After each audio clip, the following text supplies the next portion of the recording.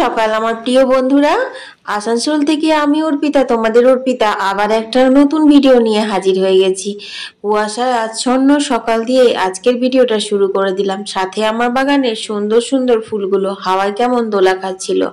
ভাবলাম আমার প্রিয় বন্ধুদের সাথে শেয়ার না করলে হয় এত সুন্দর মুহূর্তটা। যাই হোক বন্ধুরা, এখন বাজে 6:30 আর এখন থেকে আমি ব্লগটা শুরু করে দিলাম। সকালবেলার প্রত্যেক দিনের কাজ দৌড়ে জলমারুলি করা, বাসি কাপড় ছাড়া হয়ে গেছে। তারপর এক কাপ চাও খাওয়া হয়ে গেছে। আর এখন আমি বানিয়ে নিচ্ছি হচ্ছে টিফিন। আজকে টিফিনে হচ্ছে নোনতা সুজি বানাবো। বাদামগুলো তেলে ভেজে নিয়ে তারপর গোটা সর্ষে আর কয়েকটা কারি পাতা দিয়ে দিলাম। শুকনো লঙ্কা দিলেও হতো, কিন্তু আজকে শুকনো লঙ্কা ফোড়নের জন্য দেব না। তারপর দিয়ে দিলাম হচ্ছে সুজিটা দিয়ে একটু ভালো করে ভেজে নেব। এটা কিন্তু একদম সুগার ফ্রি করব, মানে কোনো রকম চিনি দেব না, শুধুমাত্র নুন দিয়ে। খেতে কিন্তু খুব ভালো লাগে। অনেকে এটা উপমা বলে, আর শীতকালে অনেক রকম সবজি দিয়ে করলেও ভালো লাগে। কিন্তু আমাদের বাড়িতে না সবজি দিলে পরে সেরকম ভাবে খায় না, শুধুমাত্র এরকম বাদাম দিয়ে কারি পাতা ফোড়ন দিয়ে করলেই ভালো খায়। তো যাই হোক, দেখো এখন আমার সুজিটা ভাজা হয়ে গেছে। এরপর এর মধ্যে দিয়ে দিলাম জল আর স্বাদ মতো নুন। ব্যাস, এবার শুকনো শুকনো করে নামিয়ে নিলাম। এটা কিন্তু করলাম শুধুমাত্র বুবলার বাবার জন্য, কারণ বুবলার বাবা ছাড়া এটা আর কেউ খাবার নেই, মানে বুবলা তো খাবেই না। টুম্পারা নিয়ে এসছে বিহার থেকে চারা, ছোট ছোট এইটুকু চারা টবে টবে লাগাইছি ছাদে। কি সুন্দর বড় বড় ফুল ফুটেছে। ওই তো এনকা গেন্দা সব, ও নার্সারি। যা যা, আবার দেখ উনুনটা দেখে পা দিস, বলে বারণ করা সত্ত্বেও উনুনে পা দিতে নেই বলছি না। হোক গেছে দিতে, হোক গেছে। তো বন্ধুরা, এখন দেখে মনে হচ্ছে 8টা বাজছে, এখন কিন্তু 8টা বেজে পেরিয়ে গেছে। বুবলার বাবা ডিউটি চলে গেছে, কিন্তু এখনো সূর্যদেবের মুখ দেখা যায়নি। আর মা এখানে সবজি কাটতে বসেছে। একঘেয়েমি পালং শাক, বাঁধাকপি, ফুলকপি খেতে খেতে না মুখগুলো একদম কিরকম হয়ে গেল। আজ একটু অন্যরকম রেসিপি ট্রাই করব। সম্পূর্ণ ভিডিওটা দেখো, তোমাদের আশা করি খুব ভালো লাগবে। আর কালকের ভিডিওতে তো দেখেইছিলে, কাল আমাদের ঠাকুর সেবা ছিল, তারপর লীলাবুড়িতেও বার্ষিকী অনুষ্ঠান ছিল। তো আমরা তো লীলাবুড়িরই ভোগ খেয়েছিলাম। আর এখানে না পায়েস, খিচুড়ি ভোগের অনেকটা করে রয়ে গেছে, জানো তো। তো সেইগুলো সব মানে ঢেলে দেব আর বাসনগুলো মেজে নেব। তবুও কালকে রাত্রের কিন্তু অনেক খাওয়া বাসন আমি মেজে রেখেছি, জানো তো। কিছুগুলো কাজ আছে সংসারে, যেগুলো যদি অল্প রাতে কষ্ট করে করে রাখা যায়, তাহলে সকালবেলা দেখবে অতটাও তাড়াহুড়ো লাগে না। যেরকম ধরো এঁঠো বাসনগুলো ধুয়ে রাখা, রান্নাঘরটা একটু পরিষ্কার করে রাখা, গ্যাসগুলো একটু মুছে রাখা, এইসব এগুলো না আমি যতটা সম্ভব মানে চেষ্টা করি রাত্রে করে নেওয়ার।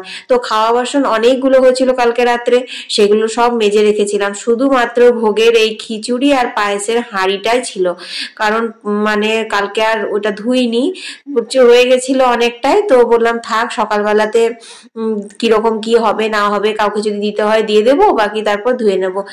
যাই হোক, বাসনগুলো আমার ধোয়া হয়ে গেল। আর বাসন ধুতে ধুতে না বেসিনের ওপরে এই জায়গাগুলোতে অনেক জল পড়ে যায়, জানো তো। তাই একটু এখানটা মুছে নিচ্ছি। আর এমনি তো রাতের বেলা গ্যাস মুছলেও সকালবেলা যেহেতু একটু টিফিন হলো, তারপর কিন্তু আমি ভালো করে গ্যাস ট্যাস ধুয়ে মুছে তারপর রান্না চাপাই। কারণ এটাই মানে ভালো লাগে, একটা পরিষ্কার পরিচ্ছন্ন জায়গাতে যদি দুপুরে রান্নাটা চাপানো হয়, তাহলে দেখবে মনটাও খুব পবিত্র লাগে। তো যাই হোক, দেখো বন্ধুরা, এখন আমি ঝাঁটা আর জল নিয়ে চলে এসেছি উঠোনে। প্রথমে আমি তুলসী মন্দিরটা ধুয়ে নেব, তারপর উঠোনটা ধুয়ে নেব। আর এখনো পর্যন্ত রোদ দেয়নি। আজকে কি ভীষণ ঠান্ডা লাগছে গো।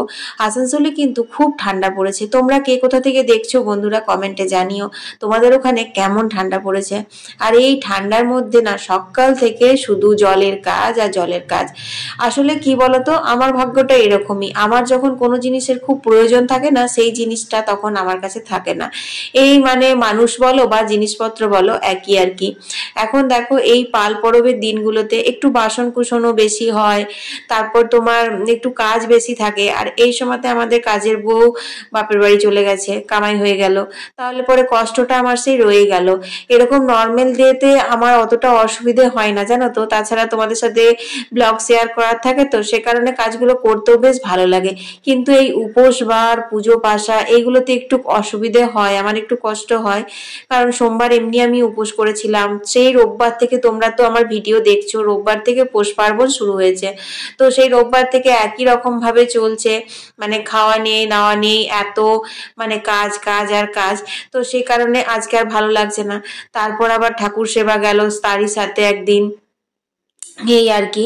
তো ঠাকুর সেবা বলো বা লক্ষ্মী পুজো, যে অন্ন ভোগগুলো হয় সেগুলোতে আমাদের একটু বাসন কোসন বেশিই হয় গো, ভোগের বাসনগুলো। আর উনুনে রান্না হয় তো একটু পোড়াপুড়ি এদিক ওদিকও থাকে, তো সেই আর কি।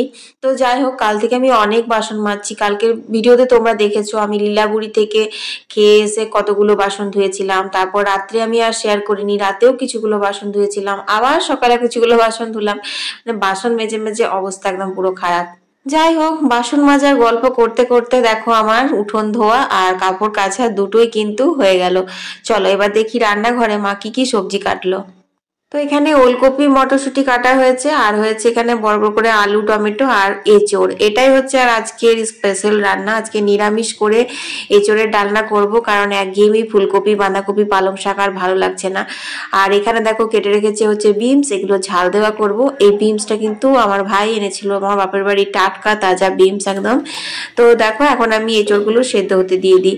আর কয়েকদিন আগে ছানা করে পনির করে রেখেছিলাম, সেই পনিরটা রান্নাই হয়নি।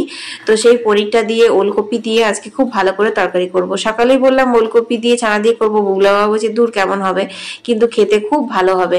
আর কেমন হবে বলে দিয়েছে, তার মানে আমাকে ভালো করেই রান্নাটা করতে হবে।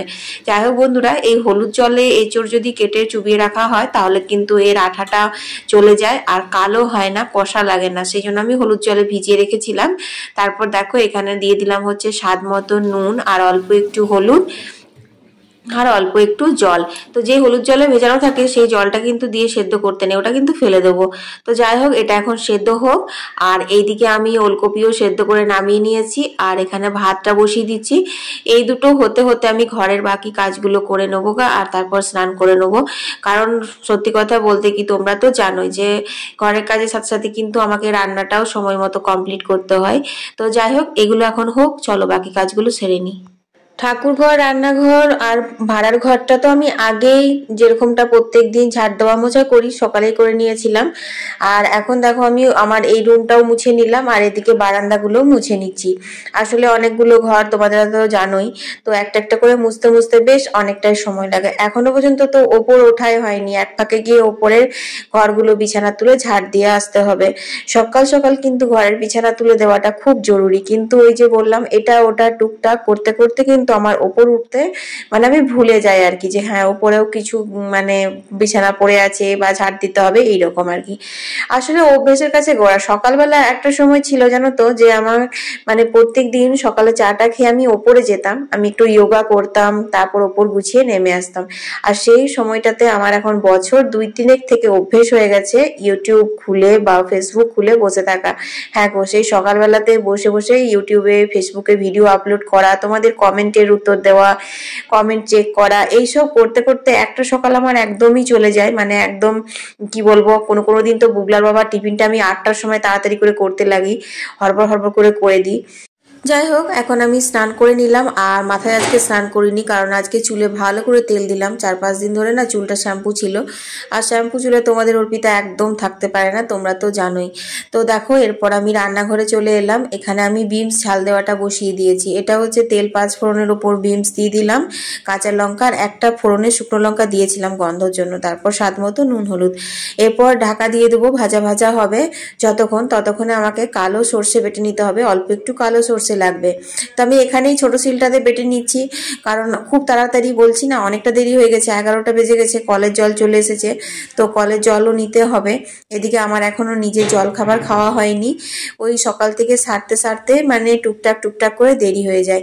তবুও তো অনেক মানে হিসাব করে গুছিয়ে কাজগুলো করি, সেই জন্য টাইমে অ্যাটলিস্ট রান্নাটা করে মানে হয়েই যায়, যতটাই তাড়াতাড়ি হোক টাইমে রান্নাটা আমার হয়ে যায়।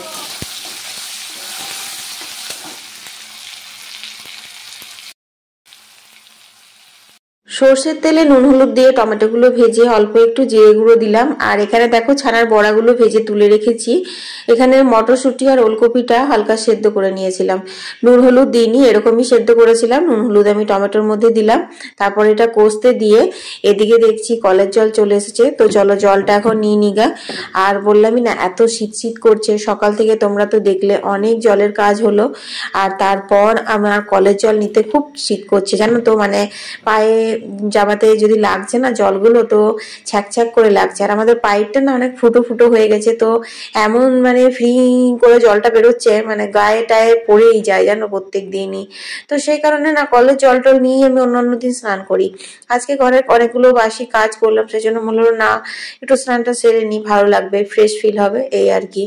তো এখানে দেখো ওলকপিটা কষানো হয়ে গেছে, এরপর আমি দিয়ে দিলাম ছানার বড়াগুলো। তো আজ একটু ঘাটা ঘাটা করেই করবো, ছানার বড়াগুলো খুব কড়া করে আমি ভাজিনি, এতে করে খেতে বেশ ভালো হবে। এর মধ্যে পড়বে হচ্ছে অল্প একটু গরম মশলা আর অল্প একটু ঘি, তাহলে একদম জমে যাবে ওলকপি ছানার তরকারি। তো চলো এখন বাকি জলগুলো নিয়ে এঁচোড়টা বসিয়ে দিই। তেলের ওপরে দুটো তেজপাতা ফোড়ন দিয়ে টমেটোগুলো দিয়ে দিলাম।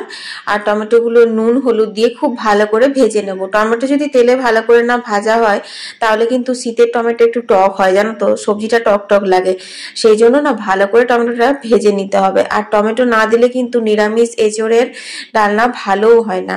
তো দেখো এখন আমি টমেটোটা ভেজে এর মধ্যে মশলা দিলাম। এতে কিন্তু বাটা মশলা রয়েছে, গোলমরিচ, জিরে, আদা আর ধনে, এইগুলো হচ্ছে বেটে নিয়েছিলাম।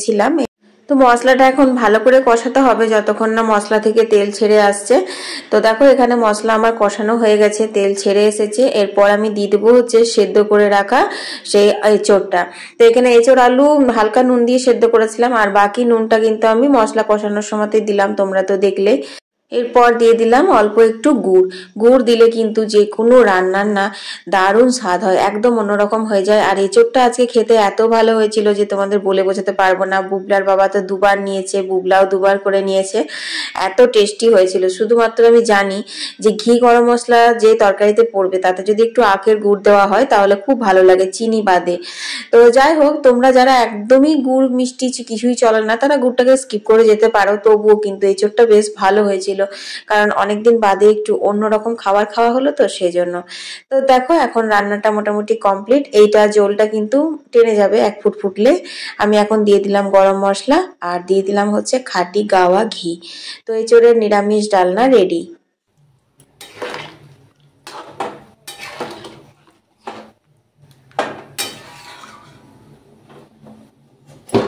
গোড়ায় গোড়ায় দিবি বুঝলি, অত দিস না, একটু একটু দে, এটা সারের মতো গোড়ায় গোড়ায় দে। আর তুই পা দিস না, বজ বজ করে পা দিয়ে দিচ্ছিস, ওগুলো তো ওটাই জল দেওয়া হয়ে গেছে। অনেকদিন ধরে ভাবছিলাম এই সর্ষের খোলগুলো দেবো দেবো, কিন্তু দেওয়ার সময় হচ্ছিল না। হয়ে গেছে, এই এই সামনের গাছগুলোতে দে, তুই বেরিয়ে আয়, তুই বেরিয়ে আয় ওখান থেকে। হ্যাঁ নিয়ে এগুলো থেকে দে। অন্য অন্যবার গোবর দেওয়া হয়, সার দেওয়া হয়, এবারে কিছু দেওয়া হয়নি। তো খাওয়া দাওয়া করলাম, খাওয়া দাওয়া করে সমস্ত বাসন কুসন ধুয়েছিলাম, ধুয়ে তো ওরকম ভিজে ভিজে হয়ে গেছিলো, তাই নাইটিটা একবারে কেচে মেলে তারপর 3:30টার সময় বুবলা টিউশন গেল। তখন আমি একটু ভাবলাম চোখটা লাগাই। তো 3:30টার সময় তো এমন চোখ লেগেছে, এখন বাজে পুরো 5:30। মা বলছে বুলটি সন্ধে হয়ে গেল, তাড়াতাড়ি করে ওঠ। তো উঠলাম, দেখছি 5:30 বাজে, কাপড়গুলো পড়ে আছে, মানে শুকনো কাপড়গুলো এমন শিশিরে ঠান্ডা হয়ে গেছে, মনে হচ্ছে যেন ভিজে গেছে পুরো। তো যাই হোক এখন কাপড় চোপড়গুলো তুলে নিই, আর একদম চা বসিয়ে দিয়েছি মায়ের জন্য, মাকেও চা দিয়ে দিয়েছি, আর আমিও চাটা খেয়ে নিয়ে ঘরগুলো একটু ঝাড় দিয়ে দিয়েছি। আর এখন কাপড়গুলো ভাঁজ করব, আর একটুখানি ক্রিম মেখে নিচ্ছি। এই শীতের দিনে একটু ময়শ্চারাইজার না মাখলে দেখবে খুব ড্রাই হয়ে যায় স্কিনটা। আর তারপরে মানে কি বলতো, বেশি এই ঠান্ডাটা পড়েছে খুব, সেই জন্য। তো এটা আমার কোনো কসমেটিক না, এটা মেডিকেটেড একটা ময়শ্চারাইজার, খুব ভালো। তোমাদের যদি কারো দরকার থাকে আমার সাথে যোগাযোগ করতে পারো, আমি তোমাদের আনিয়ে দেবো। তো তো যাই হোক টিম টিম মেখে চুল আঁচড়ে আর সোয়েটারটা পরে নিয়েছি, কারণ ঠান্ডা বেশ ভালো লাগছে। মোজা টোজা সব পরা হয়ে গেছে। এখন আমি কাপড়গুলো ভাঁজ করে নিচ্ছি। আর আজকে বললাম মাকে সন্ধ্যেটা দিয়ে দিতে, তো মা বলছে বাবারে সন্ধ্যে দেবো, মানে কাপড় ছাড়তে হবে, সেটাই ভয় আর কি। তো দেখো তারপর রান্নাঘরে চলে এলাম। এত ঠান্ডা আর সন্ধ্যেবেলায় কিছু বানাতে অর্ডার আসবে না সেটা তো হয়ই না। তো আজকে কুমড়োর পকোড়া বানাবো। কুমড়োগুলো সরু সরু করে কেটে কাঁচা লঙ্কা কেটেছি, আর এখানে আতপ চালের গুঁড়ো আর বেসন নিয়েছি, সাথে নুন হলুদ আর কালো জিরে দিলাম। এই চালের গুঁড়োটা কোনো পকোড়াতে দিলে না খুব মচমচ করে, কিন্তু সেটা ভাতের চালের হলে হবে না, সেটা কিন্তু আতপ চালের গুঁড়োই হতে হবে। আর এখানে সাদা তেল গরম হয়ে গেছে, আর এখন দেখো আমি কুমড়োর পকোড়াগুলো ভেজে নিচ্ছি। তো শীতের সন্ধ্যা বা বর্ষার সন্ধে এগুলোতে দেখবে একটু মানে পকোড়া টকোড়া বা পাঁপড় টাপড় ভাজা খেতে বেশ ভালো লাগে। কিনে আনা জিনিসের থেকে হাতে বানিয়ে খাওয়াটাই বেশি ভালো লাগে।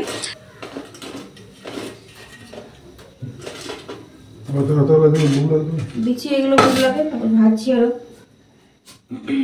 তো বন্ধুরা আজকে সন্ধ্যাবেলার মেনু তোমরা তো বুঝতেই পারছো, এই হচ্ছে কুমড়োর গরম গরম পকোড়া আর হলুদ মুড়ি খাওয়া হবে।